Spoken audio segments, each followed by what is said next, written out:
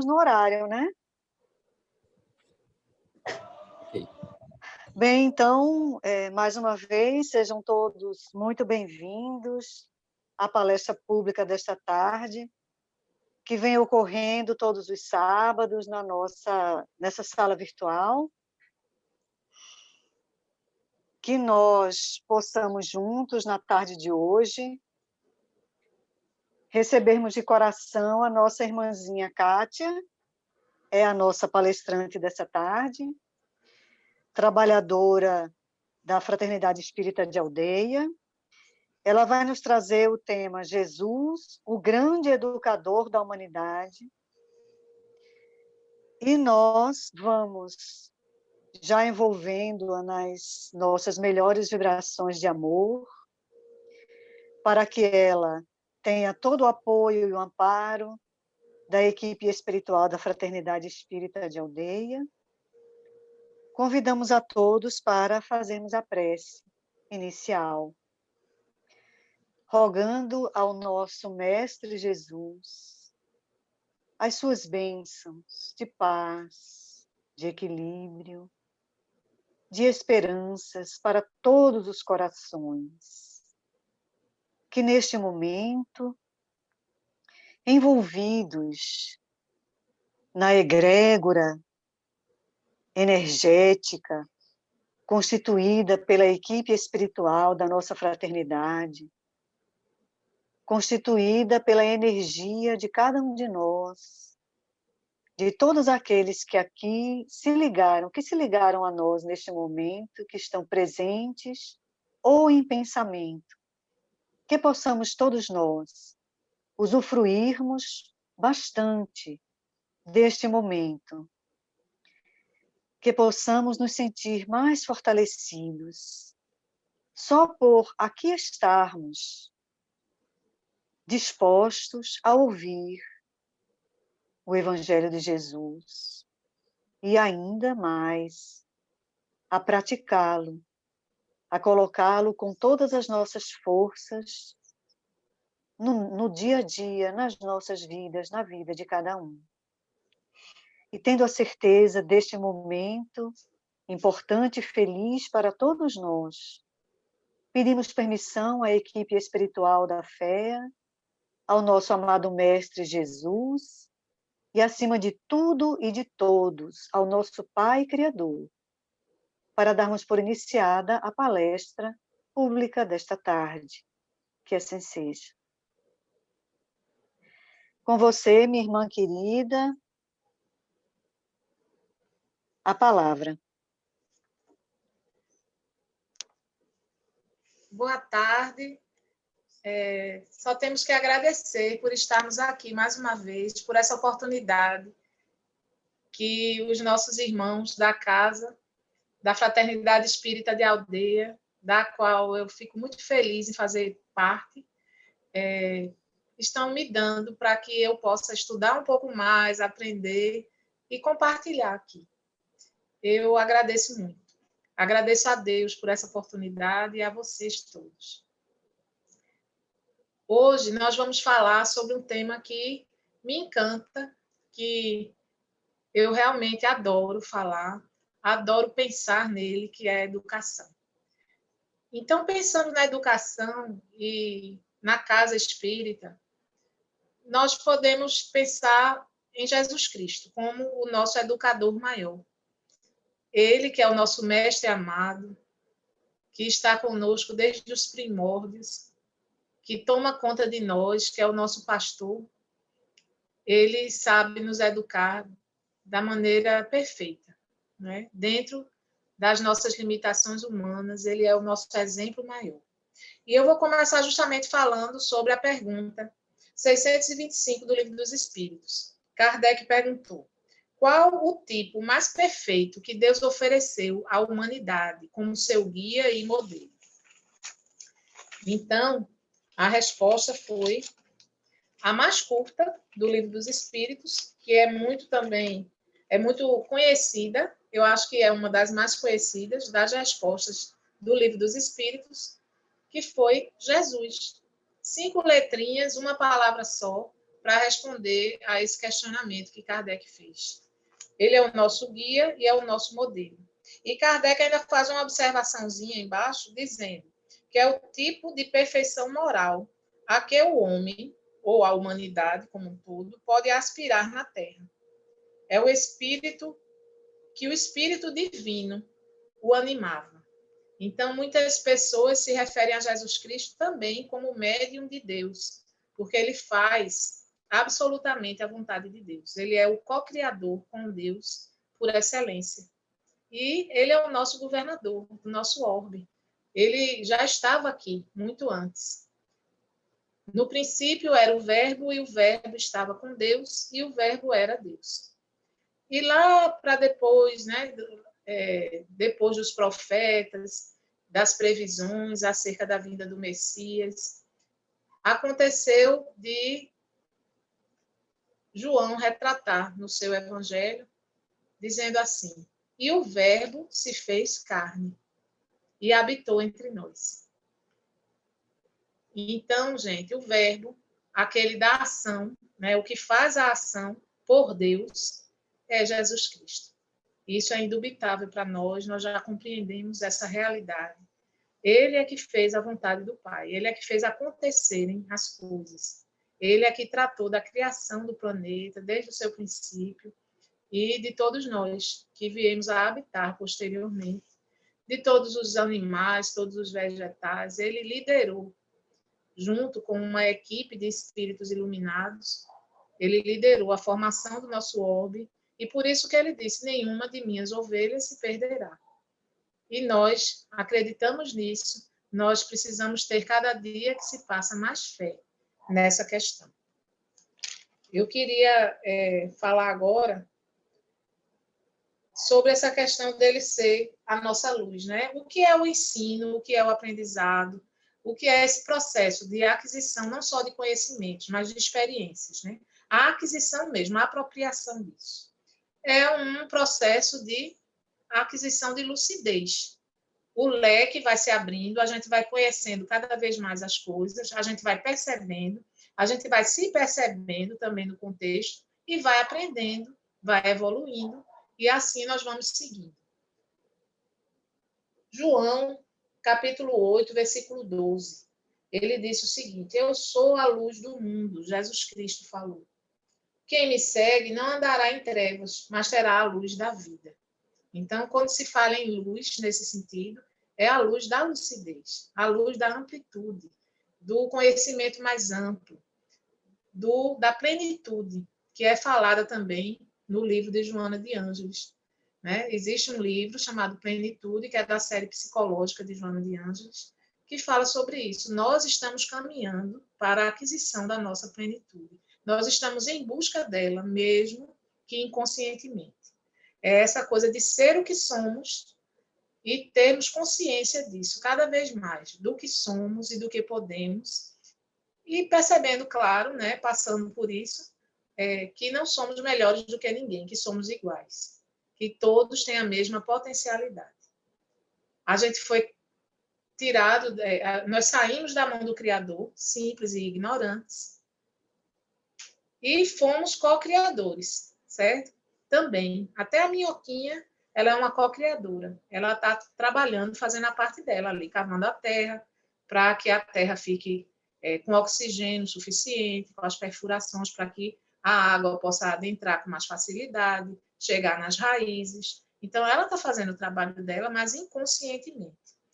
E na medida em que nós, como seres humanos, adquirimos a consciência, né, e por isso somos humanos, somos espíritos, e que nós vamos percebendo cada vez mais as coisas, adquirindo mais livre-arbítrio e tendo menos determinismo nas nossas vidas, a gente vai saindo daquela infância tão tenra para uma infância melhorzinha e depois para a adolescência, espiritualmente falando, nós vamos adquirindo mais autossuficiência por conta desse nosso livre-arbítrio que a gente também vai adquirindo mais. Somos mais responsáveis também por tudo que fazemos.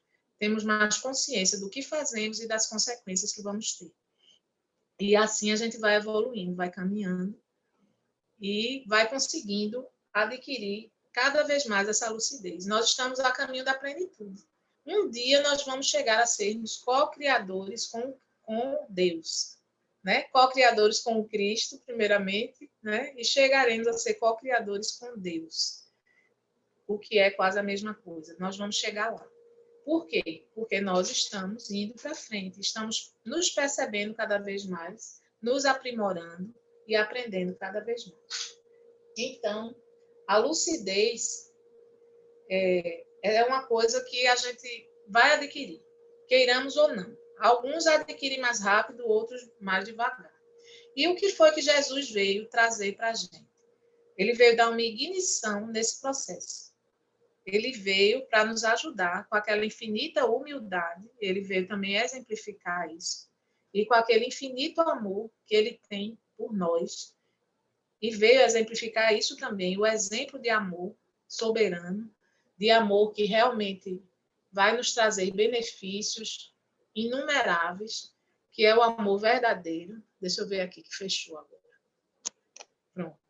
Então, ele vai nos trazer os conhecimentos necessários para que a gente possa ultrapassar as barreiras que não estão fora de nós. Ele veio para nos alertar que elas estão dentro de nós, que a gente precisa vencer a si mesmos. A gente precisa se curar de algumas coisas que a gente foi adquirindo, depois que a gente adquiriu, que a gente conseguiu esse livre-arbítrio.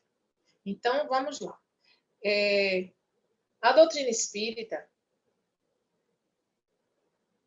sem Jesus, ela vai se perder. Não existe. A gente precisa sempre ter Jesus como nosso guia e modelo. Como já falaram no Livro dos Espíritos, os espíritos iluminados, né, o espírito de verdade. E a gente precisa seguir esse caminho, essa verdade e essa vida. E o que é alguém que a gente segue dessa forma e que deve seguir, que deve se espelhar nele, senão um grande educador nosso. Alguém que vai trazer para nós tudo que a gente necessita. Aquela bússola, aquele manual necessário para que a gente alcance a melhora em todos os sentidos. E adquira essa felicidade, que já está nesse percurso, e que a gente às vezes busca em coisas efêmeras, em coisas ilusórias. Jesus Cristo, ele nos permitiu que nós, no decorrer do tempo, tivéssemos vários educadores que vieram à humanidade como espíritos bem mais elevados que nós, principalmente naquela época, para nos trazer ensinamentos que a gente precisa refletir sobre eles.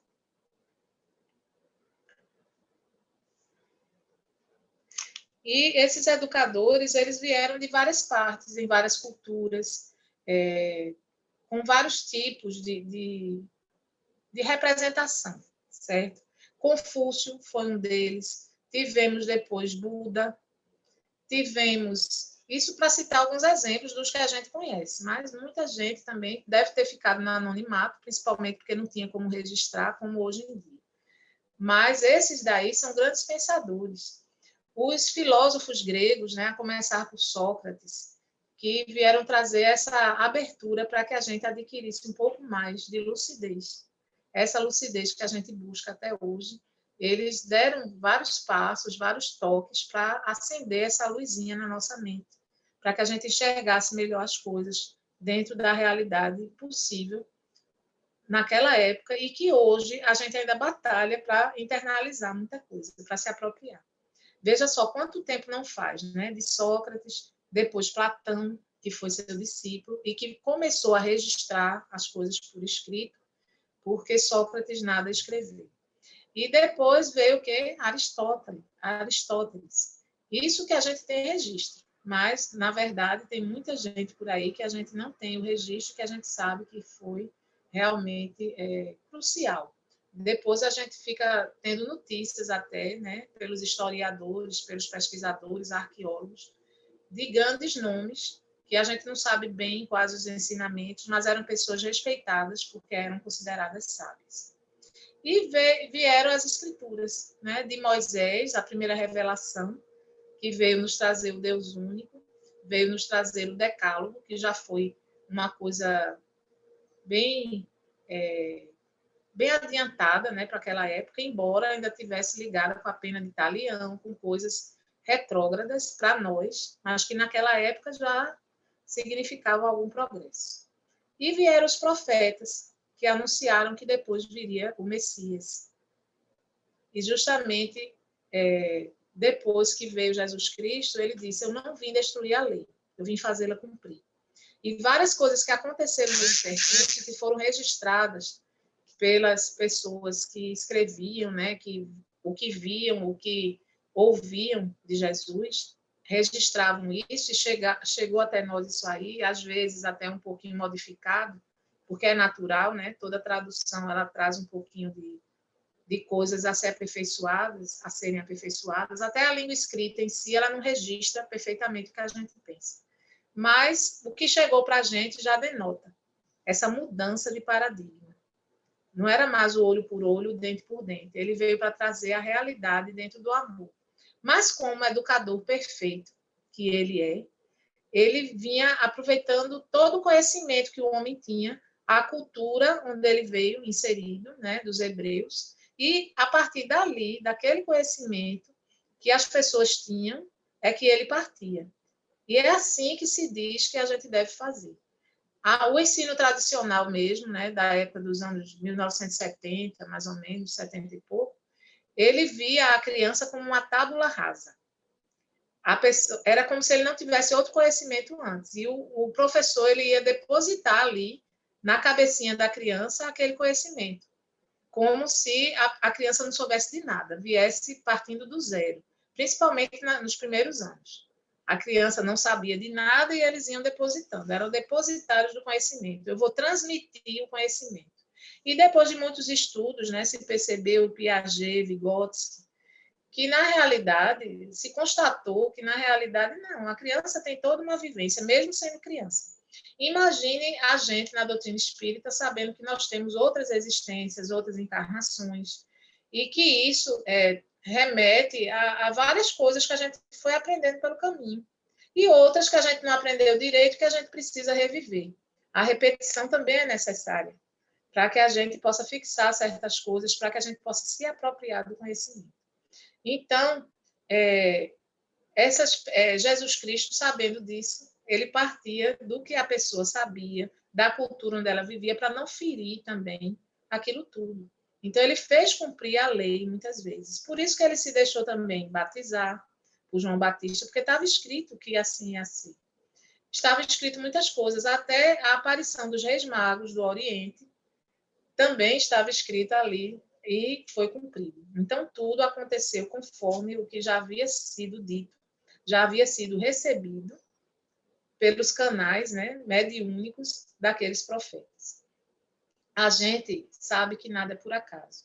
E Jesus Cristo aproveitava tudo para ensinar. Um exemplo importante que nós vemos até num capítulo do Evangelho, um dos últimos capítulos, que fala da moral estranha, é quando chegaram os irmãos de Jesus, que diziam que eram os irmãos, até hoje se tem uma polêmica se eram irmãos mesmo, ou primos, e Maria, não é? A mãe de Jesus. Chegaram e ele estava pregando, ele estava reunido ali com aquelas pessoas. E ele aproveitou para dar um ensinamento, que até hoje gera uma certa polêmica. Tem gente que diz que ele não disse isso, tem gente que diz que ele disse, e fica nesse debate que nós podemos tirar essas dúvidas nesse capítulo do Evangelho, sobre as coisas polêmicas que Jesus teria dito ou feito, né? Se realmente ele teria feito e o porquê. Os espíritos vêm nos esclarecer sobre isso. Então, nesse momento que chegou Maria, né, junto com os seus irmãos, alguém disse a ele: mestre, sua mãe e seus irmãos estão lá fora para falar com você, para falar contigo. E ele disse: quem é minha mãe? E quem são meus irmãos? E as pessoas, né, ficaram ali espantadas com essa pergunta, porque ele, como bom professor, ele fazia perguntas, ele instigava a tempestade de ideias, que as pessoas pudessem parar para pensar, e não somente receber, aceitar, e ficar ali naquela recepção passiva, mas que as pessoas pensassem a respeito das coisas. E por que ele disse isso? Não porque ele ignorasse a mãe de maneira nenhuma, nem os irmãos, né? Já se sabe que até aqueles irmãos queriam, muitas vezes, prendê-lo, levá-lo para um hospital, na época não existia, né? Para algum local de internamento, ou deixá-lo em casa preso, dizendo que ele era louco por conta das ideias dele, que eram muito, muito, muito, muito à frente daquela época e até hoje são. Mas ele não foi por isso que ele disse. Ele disse para abrir esse questionamento sobre a família espiritual e a família terrena, a família consanguínea. Quem seria a minha família? Então, ele abriu esse pensamento, essa reflexão, para que as pessoas percebessem que existe a questão da afinidade. E que as pessoas que compactuavam, né, que realmente aceitavam aqueles ensinamentos, é porque estavam no nível de frequência que eram afins entre si e estavam, naquele momento, na mesma frequência do que ele estava dizendo. É a questão da afinidade, dessa familiaridade, porque não deve existir essa ligação tão profunda nesse sentido da consanguinidade. Hoje nós já sabemos disso e procuramos vivenciar. Mas para muita gente ainda é muito forte essa questão de sobrenome, da questão da consanguinidade, não consideram filhos aqueles que não são filhos consanguíneos. Tem a questão da hereditariedade, e as pessoas ficam pensando nesses detalhes como se tivessem realmente alguma importância. E se sabe que no contexto maior não tem. Então, todo momento ele aproveitava. A cada momento ele fazia uma reflexão importante. Nós vemos isso no decorrer de todo o Evangelho. Então, gente, a gente parte para ver o seguinte. Desde os primórdios, né, ele enviou, ele como governador do nosso planeta, ele que liberou a passagem, né, as pessoas que vinham para cá, e os lugares onde eles iriam, né, reencarnar, onde eles iriam começar também a sua missão, a sua tarefa de esclarecer. E esses seres todos que vieram antes dele, depois dele, né, durante a estadia dele aqui, vieram para ajudar, para reforçar isso tudo. Alguns eram seguidores diretos dele e tinham essa compreensão mais profunda, embora não tivessem consciência ainda dessa compreensão. Nós vemos Paulo, que foi chamado depois do apóstolo dos gentios e que perseguia os cristãos, depois de sua conversão, se transformando nessa pessoa que disseminou o evangelho por toda parte, porque ele era poliglota, ele tinha acesso a várias regiões e ele sabia várias línguas, ele era muito culto, ele conhecia profundamente as escrituras e conheceu depois o cristianismo, depois que ele estudou o cristianismo, depois que ele aceitou Jesus como sendo o Messias prometido, ele se transformou nesse disseminador do Cristo. Então, ele era um espírito já evoluído, e tanto é que Jesus, sabendo disso, disse a seus discípulos, deixa Paulo, ele é um vaso escolhido por Deus para levar a minha palavra aos gentios. Então, gente, tudo ele sabia, nós sabemos disso. Ele sabia o que se passava no coração, na mente de cada um. E muitas vezes quiseram pegá-lo, né? Fazer uma coisa assim para que ele fosse prejudicado de alguma forma, se contradissesse, sempre ele soube sair, nós sabemos disso. Né? Aquela ocasião da mulher adúltera, se seria apedrejado ou não, foi uma das ocasiões em que tentaram testá-lo, ou tentá-lo, que é tudo irmãozinho, né? Tentar e testar fazem parte mais ou menos da mesma palavra, o mesmo sentido. Veja só, vamos ver aqui na Bíblia que eu separei. Os discípulos eram aqueles que acompanhavam Jesus. Né? A multidão, a turba, como a nossa irmã Juliana sempre falava, quando dava as palestras dela, né, que a gente vai voltar, se Deus quiser, nas terças-feiras, logo, e passar essa problemática. Então, ela dizia, existiam 3 tipos de pessoas que estavam ali, acompanhando Jesus. Era a multidão, talvez fizéssemos parte da multidão, ou nem isso ainda, naquela época.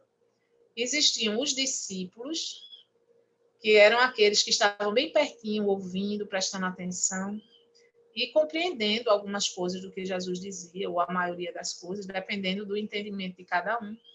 E os apóstolos.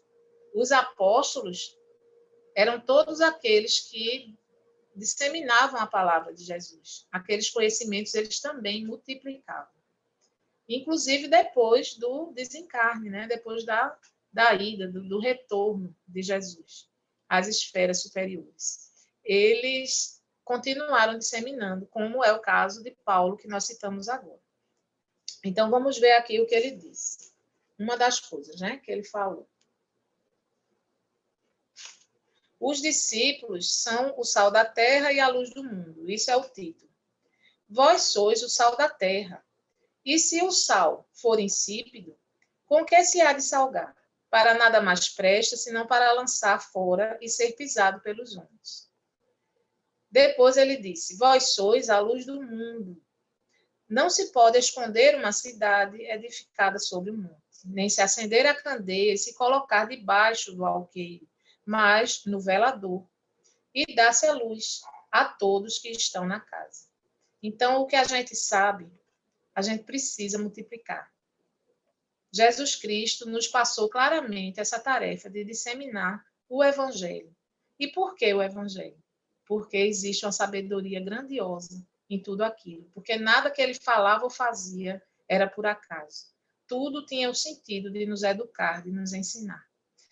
Muita gente fala em castigos de Deus, né? E nós falamos, nós que somos espíritas, que somos cristãos, nós falamos em um Deus que nos educa, que nos ensina, que é um Deus Pai. Foi isso que Jesus veio fazer, trazer para a gente a figura do Deus como um pai amoroso. A lei de amor ele veio nos trazer. Então, para desfechar aqui, são os versículos 13, 14, 15 e 16 do capítulo 5 do Evangelho de Mateus. Ele diz o seguinte, assim resplandeça a vossa luz diante dos homens, para que vejam as vossas boas obras e glorifiquem o vosso Pai que está nos céus. Então, nós chegamos aqui em outra questão, que eu gostaria de falar nesse momento, que é sobre as obras. Veja só. Ele fala dessa questão das obras. Por que ele fala em obras? Eu ouvi uma frase que eu sou meio ruim de memória e não gravei, que diz assim, as palavras convencem, mas o exemplo arrasta. E Jesus veio nos educar, principalmente pelo exemplo. Ele não escreveu nada, mas também falava algumas coisas que foram registradas. Então, e tem outra frase que diz assim, ide e pregai o evangelho, que foi o que Jesus disse aos discípulos, né? Eu vou ler aqui aonde está.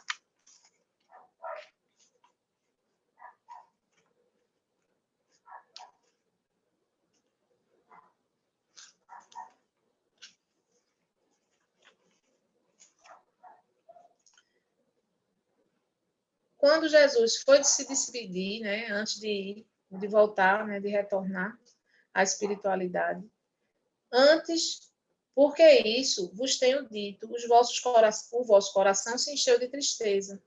Todavia digo-vos a verdade, que vos convém que eu vá, porque se eu não for, o Consolador não virá a vós. Mas se eu for, enviá-lo-ei.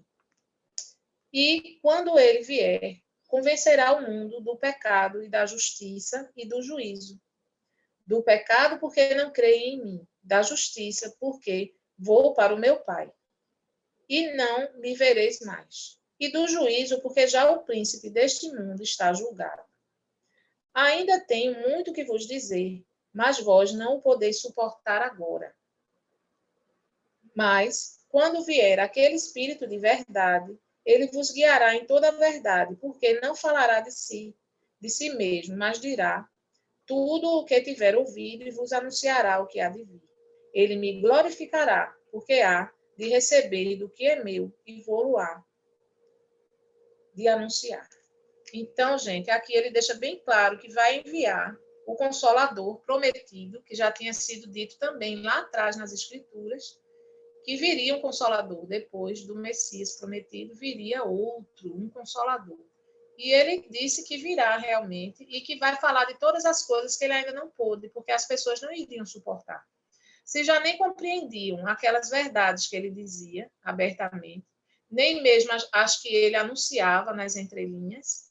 Quem dirá outros tipos de coisas, né, de verdades que foram ditas depois pelo Consolador, que hoje nós conhecemos, que veio pelas mãos, né, pelo trabalho árduo de codificação de Allan Kardec. Ele veio revelar as coisas que Jesus disse que os homens não teriam condições ainda de compreender. Mas depois de tantas descobertas científicas, depois, naquele período, né, do positivismo, das pesquisas muito intensas no campo da ciência, então estava pronta a humanidade para receber essas revelações. E Kardec, como homem de ciência, ciência da educação, ciências humanas, né, voltadas para a educação, discípulo de Pestalozzi, que trabalhava também em cima do amor na educação, ele veio para trazer para a gente essas verdades.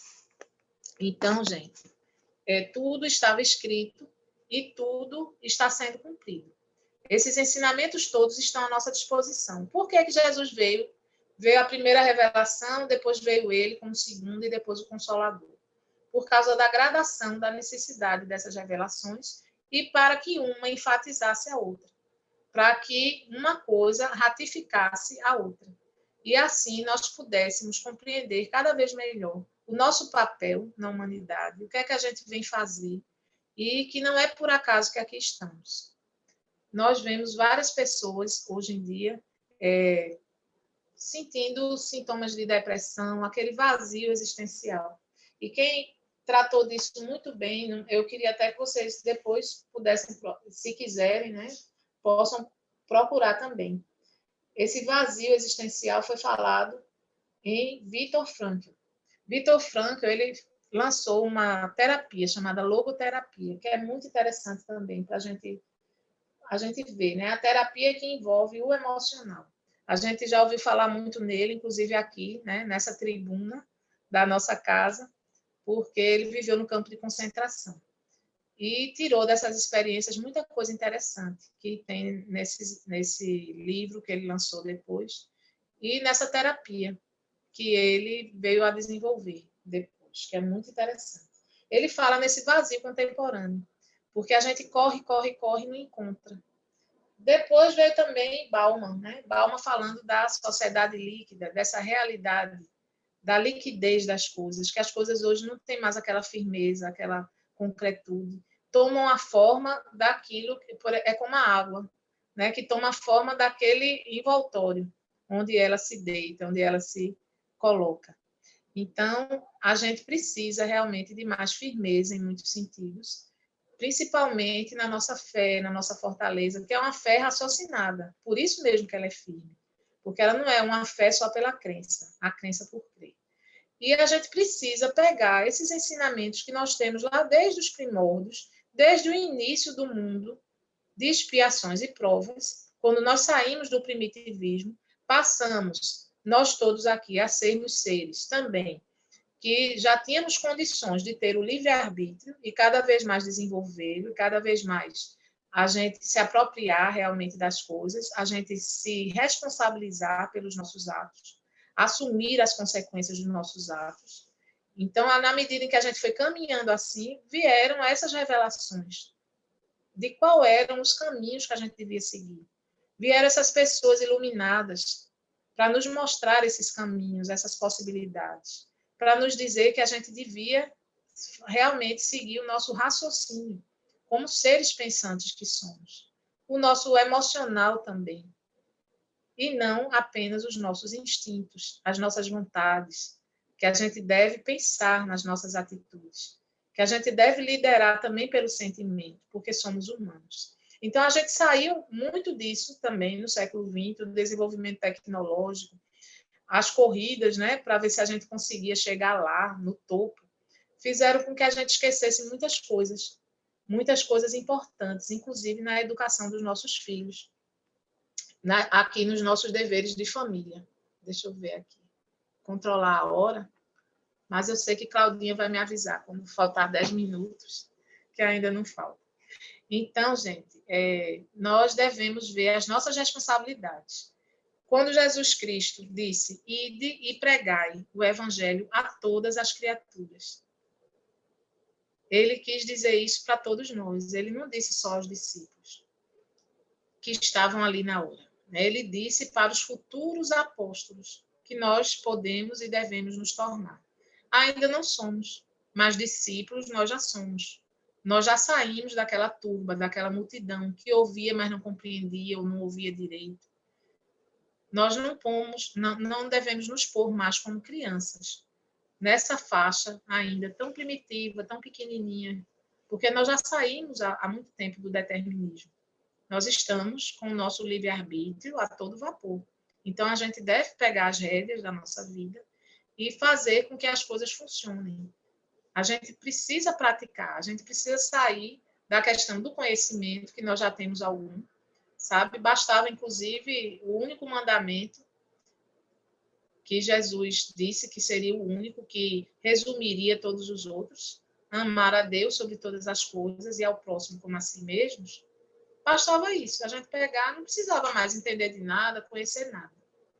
Se a gente quiser uma aula para a vida toda, um guia, a gente pode pegar o Sermão da Montanha, que é riquíssimo, de tanta coisa que Jesus colocou ali, que a gente nem imagina assim, a grandiosidade de tudo. Cada versículo a gente sai, né, refletindo, e tem muito o que pensar sobre ele.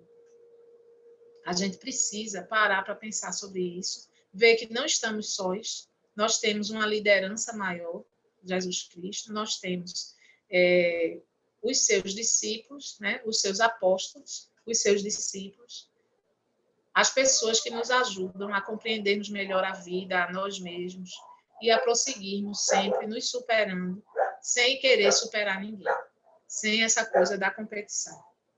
Então, o ide e pregai, ele é para todos nós. E nós devemos fazer isso, né? Eu até escolhi esse tema também para que a gente pudesse adentrar na questão da evangelização, que hoje a gente já chama de educação espírita, porque a gente não quer só doutrinar a criança no sentido de colocar na cabeça dela, né, como era aquele sentido da educação tradicional, da gente impor esse conhecimento, que as crianças aceitem. Antigamente se achava muito bom, né, uma criança obediente, seria uma virtude. Mas o que a gente deve pensar, acima de tudo, é uma criança reflexiva, que pense naquilo que está ouvindo, vivenciando, naquelas dinâmicas que são propostas, porque as aulas precisam ser dinâmicas, e que ela realmente se aproprie de algum conhecimento dali. Por mínimo que seja, mas ela vai sair lucrando mais do que se ela decorar, se ela ficar ali quietinha o tempo todo, e é o aluno ideal, né? Aquele que fica quietinho o tempo todo, a gente acaba a nossa aula, bota debaixo do braço o nosso livro e vai para outra sala ou vai embora. E aquele aluno muitas vezes não aproveitou nada, porque inclusive ele tem os problemas dele. A gente precisa olhar para o aluno numa sala de aula, né? Isso comparando com a vida, a gente vai fazer a comparação. A gente precisa olhar como um ser humano. E muitas vezes eles estão passando por dores. Nós acabamos de viver momentos dificílimos. Aliás, não acabamos, infelizmente.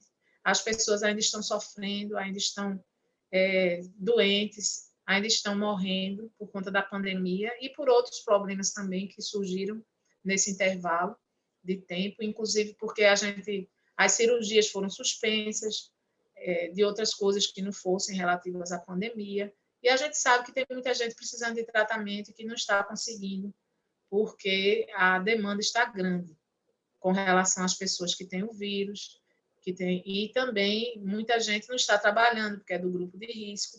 A gente sabe que hoje tem muita gente sofrendo, tem várias demandas que não estão conseguindo ser alcançadas e que são básicas. E a gente precisa arregaçar as mangas como discípulos para ajudar essas pessoas. Então, o importante hoje, até com relação a esse ensino à distância que está tendo, as pessoas procuraram, né, se adaptar a isso, seria ver o ser humano que está ali do outro lado da telinha. Seria ver também as dores do outro. Então, para isso, se faz mais que necessário que a educação se engaje com esse mundo de regeneração que está se abrindo aqui à nossa frente. Ou seja, que nós vejamos o emocional. A educação emocional, ela urge. Nós temos várias inteligências, são múltiplas. Essa teoria que foi trazida para a gente, acho que na metade do século passado, né, do século XX, ela veio a nos trazer essa reflexão. de que não existe só a inteligência linguística e a matemática, que era privilegiada no ensino tradicional, né? Aqui, nesse período militar aqui nosso, ela era a educação que predominava. Inclusive, tinha medalhas, né, premiações para os melhores alunos da classe. E os que não eram os melhores ficavam ali só olhando, tristinhos, e se achando burros, porque existia, inclusive, essa denominação. Eu conheço gente que passou aqui na região metropolitana de Recife pela questão da palmatória. Né? Se não aprendesse, não respondesse certo, levava uma palmadinha. E o aluno que era mais rebelde, né, que desse alguma resposta, que fosse mais inquieto, hoje em dia se tem uma compreensão sobre isso, né? Às vezes é uma criança hiperativa, mas naquela época não se tinha essa compreensão, era um menino danado. E o menino treloso, danado, ele levava uma palmatória, uma palmada assim bem mais consistente, que era a própria professora que dava. As outras, para quem não respondia certo, a tabuada, alguma pergunta que ela fazia, eram os próprios alunos, que um dava no outro de levezinho, né? Porque aí, quando fosse apanhar, também apanhava de leve. Mas a questão da indisciplina, ela não perdoava, era ela mesmo que dava. Isso eu tenho relatos. E a gente fica observando, né, que a nossa evolução já foi grande com relação a isso. Chegamos até aqui com essa reflexão, que realmente nós somos seres humanos. Mas será que a gente já está levando isso a sério? Será que a gente não tenta colocar os nossos filhos nas melhores escolas, entre aspas, que dão muito conteúdo para que elas passem no Enem, nos cursos mais concorridos, nas universidades federais? E isso é tão relativo, né? Tem muita gente infeliz em profissões que são dadas como as melhores, entre aspas, também, porque toda profissão é digna, é válida, e nós devemos seguir realmente aquilo que a gente gosta. Tem uma menina daqui que estudou no colégio, que não é público, né, mas é simples, aqui no SESI, de Vila da Fábrica, a gente conhece, e ela foi a 4ª maior nota do Enem. Então, até uma pessoa da família que não valorizava muito os estudos dela, achava que ela não ia passar, que não dava para ela também o carinho que ela precisava e merecia, veio falar com ela que ela deveria ter optado por medicina ou por direito para se tornar uma juíza, já que ela teve uma nota tão grande. E ela disse, não, eu gosto de biologia, eu quero ser professora de biologia. Aí depois ela lá dentro está fazendo bacharelado, ela já quer ser uma pesquisadora, para encontrar também curas para as doenças, para enveredar por esse caminho. Quer dizer, uma pessoa que tem um futuro brilhante, que tem um propósito. E é isso que nós precisamos buscar para não cairmos nesse vazio existencial, nesse vazio contemporâneo, que às vezes busca muito o renome, um rótulo, busca muito a aparência. Essas redes sociais que trazem para a gente essa questão das selfies, da gente sempre parecer que está bem, que está muito feliz, que está no iate, que está de frente a um avião, que foi passear de helicóptero.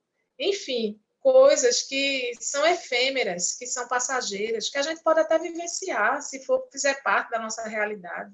Mas, às vezes, nem faz. A pessoa fica buscando para aparentar uma coisa que não é, e fica sem sua própria identidade. Então, nós precisamos buscar muito o autoconhecimento e também a autoaceitação.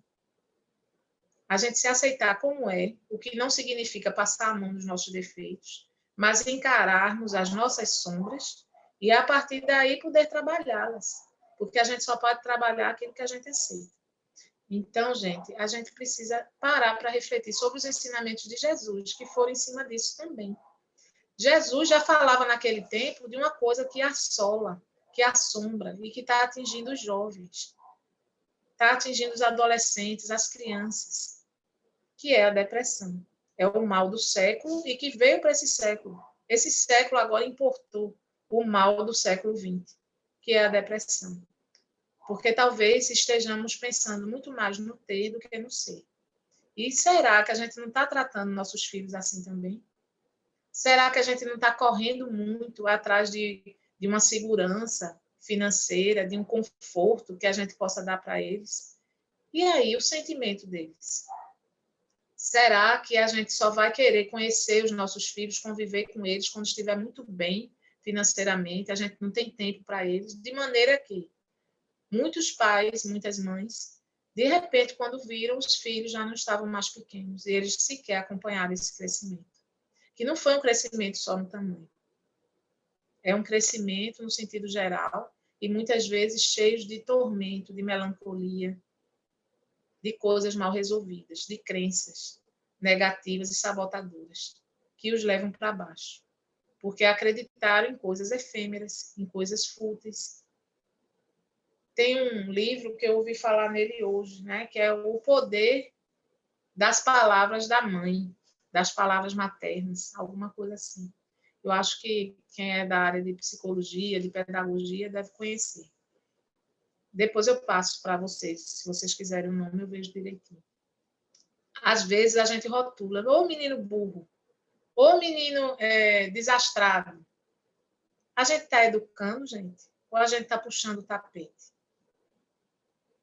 Às vezes a gente quer fazer as coisas do jeito que fizeram com a gente não para pensar. Então, se a gente parar para pensar, a gente pensar no conhecimento que a gente já tem, naquilo que foi positivo para a gente, naquilo que não construiu muita coisa boa, que também não é culpa dos nossos pais, porque já trouxeram dos pais deles e por aí, mas a gente pode dar um basta. Tem um filme interessante chamado Abril Despedaçado, é bem antigo, com Rodrigo Santoro, em que ele quebra um ciclo todo de violência, lá no sertão, sabe? Uma família atingindo a outra, e a gente sabe que existia muito dessas histórias, né? Existiam essas histórias antigamente. E ele quebrou esse ciclo. É muito interessante, porque ele veio, né, no ciclo, veio, mas chegou uma hora que ele disse, basta, já basta de tanta matança. Mata um de uma família, aí tem que retribuir, matando o outro, e aí vai parar onde? Então, os ciclos, a gente precisa também parar para ver a necessidade deles perdurarem ou não, deles continuarem ou não. Tem ciclos que são perenes, o ciclo da vida mesmo, né? A lei da destruição. Aí depois vem outras pessoas para renovar o planeta. A gente sabe que isso tudo são coisas que vão acontecer, que estão acontecendo, né? Que a gente não pode interromper, a gente precisa compreender.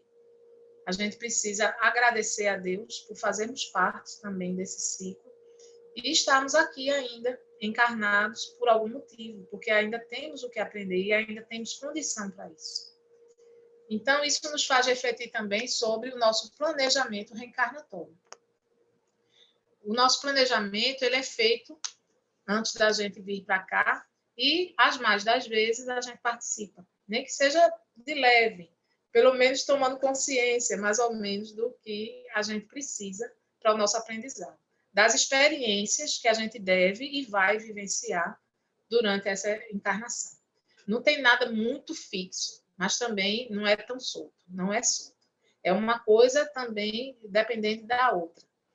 As pessoas que vão conviver com a gente, o porquê delas estarem ali, o momento em que elas vão surgir na nossa vida. E dali, a relação que a gente vai formar com elas, a convivência, muitas vezes, no ambiente de trabalho, com alguém que não nos suporta, ou vice-versa. Nada disso é por acaso. Estava tudo certinho para que acontecesse, para que aqui a gente desfizesse as mágoas, as coisas negativas e pudesse seguir em frente. E pudesse realmente pegar aquilo, né? Se apropriar do conhecimento que a gente já tem e pôr em prática.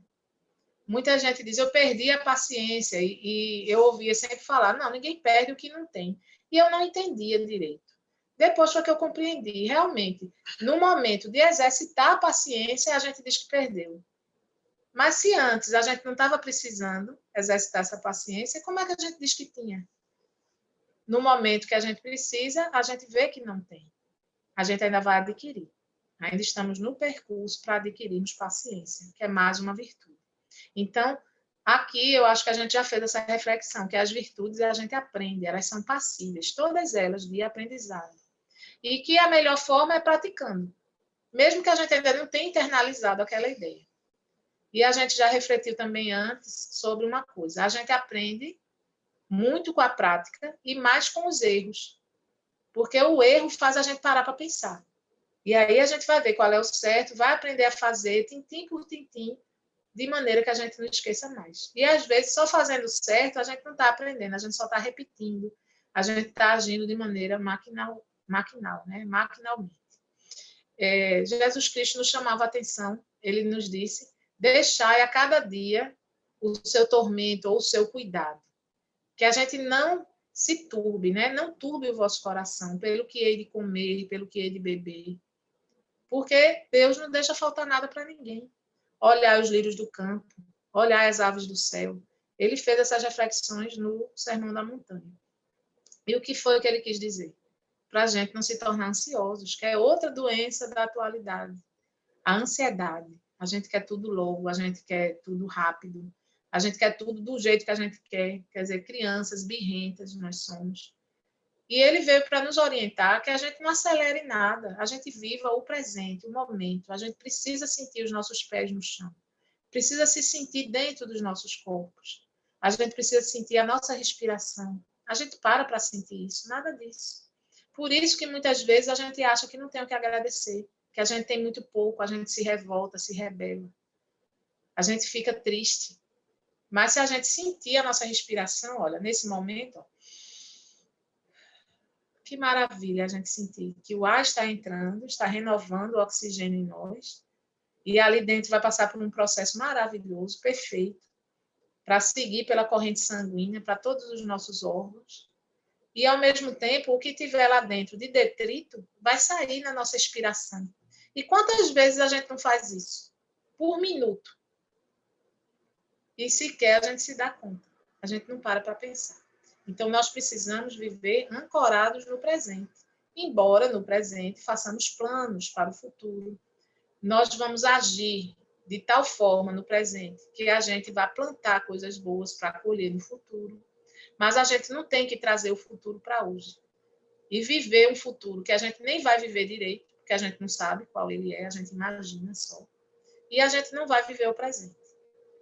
E também a gente tem que lidar contra esse saudosismo que se chama depressão. Não é fácil, a gente sabe que é um problema que precisa de tratamento e a gente apoia esse tratamento. Mas todo mundo que estiver sentindo uma tristeza recorrente, porque tristeza é normal, até o estado depressivo, é natural que a gente sinta, principalmente com essas condições em que estão acontecendo as coisas. A gente se deprime até com o sofrimento das outras pessoas, mesmo que a gente não as conheça. Porque no dia que a gente deixar de sofrer, quando vê outro ser humano sofrendo, a gente vai estar doente. A gente vai estar beirando uma coisa chamada psicopatia, que é não ter sentimento pelo outro. A gente vai estar sem empatia. E a gente precisa exercitar essa empatia, a gente precisa impulsionar, porque é através dela que a gente pode ajudar o outro. E, ao mesmo tempo, a gente vai estar se ajudando. Porque se abrindo para o outro, a gente deixa esse fluxo natural de energias salutares percorrerem o nosso organismo físico e perispiritual. Percorrerem a nossa mente, arejarem a nossa mente. É se doando que a gente abre espaço para que outras energias renovadas, maravilhosas, elas penetrem também em nós. E assim a gente vai se sentindo bem, vai se sentindo feliz. Porque a felicidade ela está no percurso, ela não está na linha de chegada. Então, eu queria saber a hora. Tu não sabe não, né? Vai olhar para mim? E eu queria saber da hora para poder ter ideia, mais ou menos, de como a gente vai conduzir aqui. Catinha, faltam 8 minutos. Tá vendo, o santo passou. Pois é, foi rápido. O Paulinho veio. Olha, então, para encerrar, gente, nós tivemos várias pessoas no decorrer dessa existência nossa, desse mundo de... Veja só, esse período todo de mundo de expiações e provas, nós tivemos várias pessoas que vieram para nos ajudar, que provavelmente vieram de outro planeta, não alcançaram aquela evolução de lá, ou alcançaram, mas vieram para cá como missionários também para nos ajudar a gente a impulsionar, né? Dar um impulso na humanidade. Alguns não alcançaram a parte moral e por isso vieram para cá, mas daqui deram ignição intelectual à humanidade. A intelectual ela vem antes, ela vem impulsionando também a evolução moral, porque a gente para pensar. Por exemplo, a gente tem tantos recursos hoje em dia de comunicação, a gente vai dizer que o celular não presta, porque várias coisas aconteceram, vários acessos, é uma porta aberta. Então, a gente precisa tomar cuidado com as nossas crianças. Então, para encerrar, eu queria falar principalmente nas crianças e nos jovens, e nos pais que estão nos ouvindo, que nós vamos retomar a evangelização infanto-juvenil, a educação espírita, que tem por objetivo ajudar na formação de cidadãos de bem, cidadãos éticos, com moralidade, a moral inspirada na moral do Cristo. Esse é o nosso caminho, é a verdade e a vida. Ele é a luz que nós devemos seguir. E nós também devemos despertar a nossa luz. E para despertar, a gente sai fazendo justamente esse apoio às crianças e os jovens, porque o jovem, quando chega na adolescência, ele tem muitas perturbações, estão eclodindo coisas de outras existências, fora o que ele tiver adquirido na infância.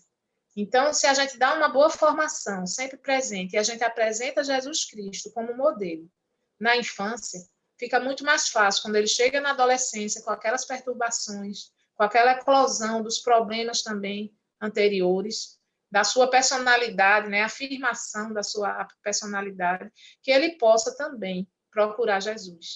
Que ele vá se juntar com os grupos, que ele tem necessidade natural na adolescência, de ter os grupos, de ser aceito, de ser acolhido por esses grupos, mas que sejam grupos que também conheçam a moralidade de Jesus Cristo. Então, que nós possamos apresentar aos nossos filhos esse educador grandioso, o nosso educador maior, que é Jesus Cristo, para que eles, tendo contato com essas realidades, possam se negar, né? Recusar certos convites que geram facilidades, entre aspas, né? As portas abertas, as portas largas que existem aí. E hoje em dia, com a internet, né? Com essas coisas que eles têm acesso, fica muito mais fácil cair nas tentações das portas largas, das futilidades, dos prazeres efêmeros, das aparências.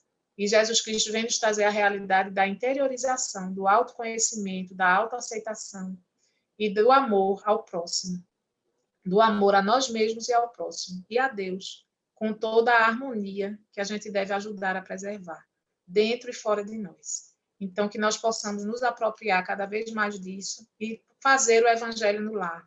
É muito importante. E trazer os nossos filhos, sim, para os ensinos que vão ser dados a partir de agora aqui na fé, mas que tem em vários lugares, que a gente possa aproximá-los de Jesus. A gente acha, às vezes, que é cedo, que a criança, ela é muito pequena. Não, vamos trazê-lo para Jesus, porque a gente não sabe quando a gente vai faltar para eles. E se realmente tudo que a gente faz, que a gente segue, a gente está conseguindo dar esse exemplo à altura para eles. Então, vamos dar o exemplo maior de Jesus Cristo e vamos procurar segui-lo também, porque o exemplo, ele arrasta. As palavras, às vezes, convencem. Então, que nós possamos trabalhar com palavras e com atos, sempre seguindo esse mestre maior, que é Jesus Cristo. Que Deus nos abençoe e nos ilumine.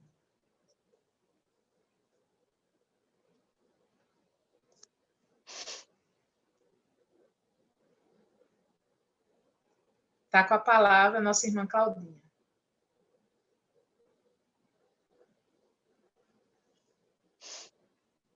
Aguardando o som. Não, a gente está abriu. ouvindo. Ótimo.